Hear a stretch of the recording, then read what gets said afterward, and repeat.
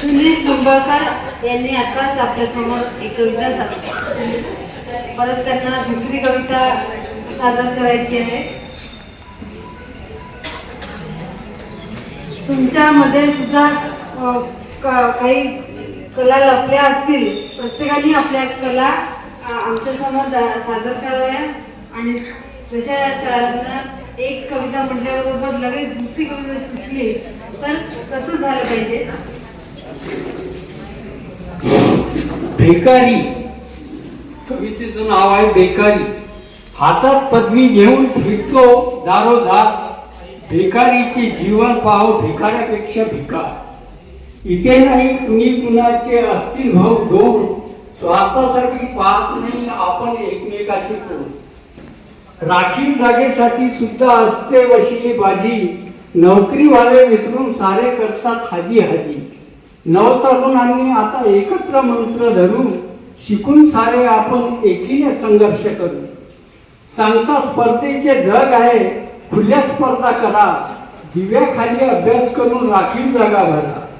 स्पर्धेचे युग सांगता स्पर्धा कशाची करता. टिकत नाही स्पर्धेत तुम्ही म्हणून आधीच पैसे भरता. टिकत नाही स्पर्धेत म्हणून तुम्ही आधीच पैसे भरता. नाही का नाही. चांद भरली रात आहे प्रियकरांची साथ आहे. अमृताच्या सागरातून जीवनौका जात आहे. मंद वारे धुंद वारा दूरचंदेरी किनारा. मोगऱ्याच्या पाकड्याची मखमली बरसात आहे. चांद भरली रात आहे हातात माझ्या प्रियसीचा हात आहे. चांद भरली रात. हॅलो, मी सौ रंजना अनिल काटकर बोलते आहे. मी एक माणुसकीची ज्योत ही कविता सादर करीत आहे. आदरणीय प्रकाश आमटेवर.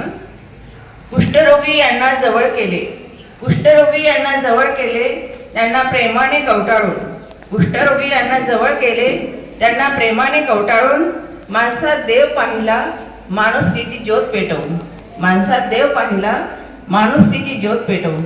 त्यांच्या हाताला काम दिले. त्यांच्या हाताला काम दिले स्वावलंबी त्यांना करून.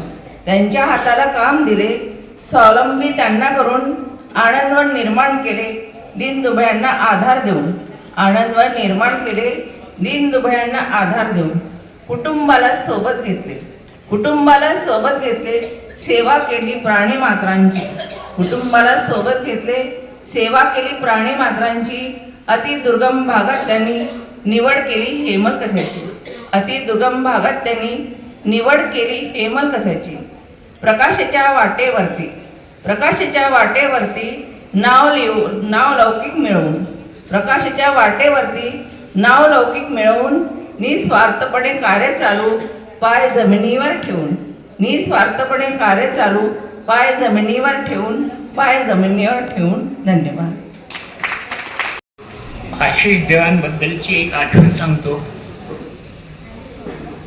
आशिष देवांचे अण्णाजी म्हणजे तीर्थरूप निधन पावले. आणि तिसऱ्या दिवशी सृजनचा कार्यक्रम होता पण तो थांबला नाही. यापेक्षा आणखी मोठं उदाहरण कोणतं नाही.